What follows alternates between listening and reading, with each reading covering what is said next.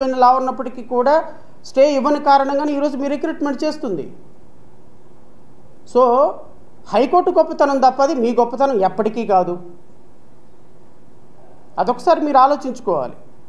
So యువతకి 3,00,000 రూపాయలు నెలకిస్తానని 20 లక్షల ఉద్యోగాలని చెప్పి ఇంతవరకు ఉద్యోగాలు ఇవ్వని కారణంగా మీరు నిన్న విజయోత్సవ సభ చేశారా?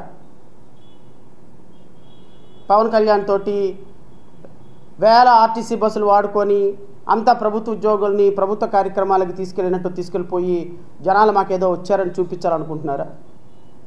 మీకు మీ మనస్సాక్షికి తెలుసు. ఇంటెలిజెన్స్ రిపోర్ట్ ఒకసారి కాల్ ఫర్ చేయండి. మీ జాతకాలు ఎందో బయటపడతాయి. మీకు ఇప్పటికిప్పుడు ఎలక్షన్లు జరిగితే కనీసం 25 సీట్లు కూడా వచ్చే పరిస్థితి లేదు. సో మీరు చేసేటువంటి పనులకి రాష్ట్ర ప్రజలు ఉమ్మేస్తున్నారు మీ ముఖం మీద. సో యువత నేను ఈరోజు ఓన్లీ యువత నిరుద్యోగం మీద మాత్రమే మాట్లాడదలుచుకున్నాను. ఎందుకంటే మిగతా అంశాలు మాట్లాడటానికి చాలా సమయం ఉంది.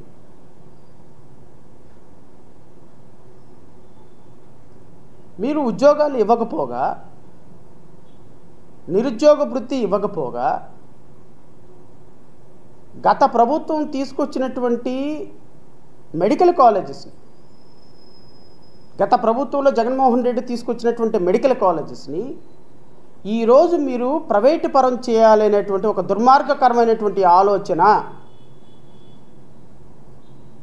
ఇది ఖచ్చితంగా ఆంధ్రప్రదేశ్ రాష్ట్ర యువతకి శిరోఘాతం అని చెప్పి అయితే మాత్రం జై భీమరావు భారత పార్టీ అభిప్రాయపడుతుంది. It's true.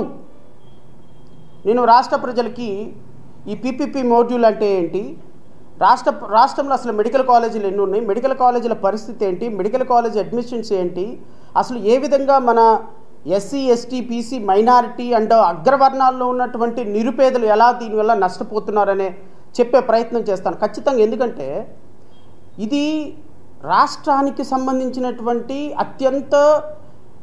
అత్యంత దురదృష్టకరమైనటువంటి నిర్ణయం తీసుకున్నటువంటి కూటమి ప్రభుత్వ మంత్రివర్గాన్ని ఎత్తి బంగాళాఖాతంలో పడేయాల్సిన పరిస్థితి వచ్చింది. ఇంత దుర్మార్గంగా అబద్ధాలు, కళ్ళు ఆర్పకుండా అబద్ధాలు ఆడటంలో ఎవరైనా సరే ఒలింపిక్స్ గేమ్ పెడితే ఆ ఒలింపిక్స్ గేమ్లో మొట్టమొదటి గోల్డ్ పథకం సాధించేటువంటి వ్యక్తి చంద్రబాబు నాయుడు.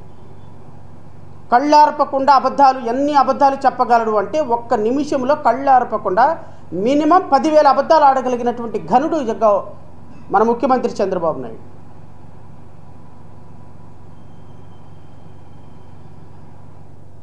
సో ఒక్కసారి తల ఇలా దువ్వుకునే లోపు ఎన్ని అబద్ధాలు ఆడగలడు అంటే అలాంటి పోటీ కూడా ఒకసారి ఒలింపిక్లో పెడితే దాని గోల్డ్ మెడల్ సాధించేటువంటి వ్యక్తి, ఇంక ఈవెన్ సిల్వర్ మెడల్ కూడా ఎవరు సాధించడానికి పక్కనుండరు, ఉప ముఖ్యమంత్రి పవన్ కళ్యాణ్. జుట్టు ఇలా అనుకునే లోపు ఎన్ని అబద్ధాలు ఆడగలడో అన్ని అబద్ధాలు ఆడతాడు. మీరు రాష్ట్ర ప్రజలని, రాష్ట్ర యువతని, మరి ముఖ్యంగా ఎస్సీ ఎస్టీ బీసీ మైనారిటీ అగ్రవర్ణాల్లో ఉన్న నిరుపేద యువతని ఇంత దారుణంగా మోసం చేస్తుంటే ఖచ్చితంగా ప్రశ్నించాల్సిన బాధ్యత రాజకీయ పార్టీల మీద మాకు ఉంటుంది కదా. ఆంధ్రప్రదేశ్ రాష్ట్రంలో మొత్తం కాలేజీల సంఖ్య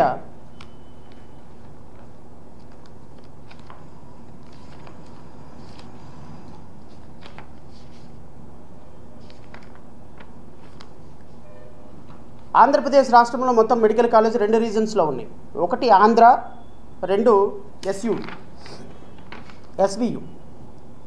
ఆంధ్ర మెడికల్ కాలేజ్ విశాఖపట్నంలో 250 సీట్లు ఉన్నాయి. అందులో all India quota and state quota 15% all India quota తీస్తే దాంట్లో 38 సీట్లు ఆల్ ఇండియా కోటాకి వెళ్తే ఆంధ్రప్రదేశ్కి సంబంధించి 212 is government college.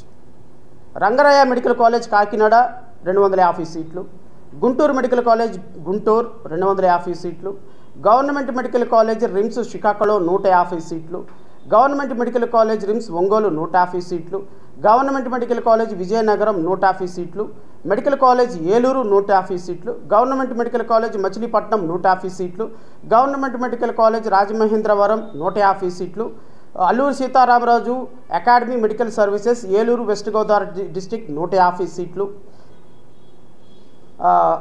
Kalluri medical college hospital